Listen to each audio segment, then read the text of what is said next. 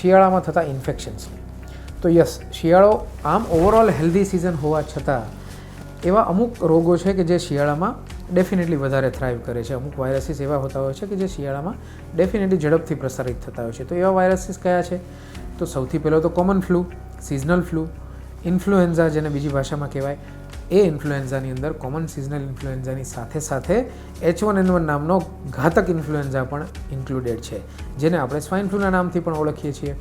તો મિત્રો, આ ફ્લૂ એ ઘણી વખત કોમન ફ્લૂ છે કે સ્વાઇન ફ્લૂ એ આઈડેન્ટિફાઈ કરવું તમારા લેવલ પર મુશ્કેલ હોતું હોય છે, કારણ કે શરૂઆતના 2-3 દિવસની અંદર એમના સિમ્ટમ્સ એક સરખા છે, જેમાં કોમન નાકમાંથી પાણી વહેવું, શરદી ખૂબ થવી, મોઢું ખુલ્લું રાખીને શ્વાસ લેવો, સૂકી ખાંસી થવી જે આગળ જતાં પ્રોડક્ટિવ કફ એટલે કે વેટ કફમાં કન્વર્ટ થતી હોય છે, અને પહેલાં 3 દિવસમાં ખૂબ સારો એવો હાઈ ગ્રેડ ફીવર આવતો હોય છે.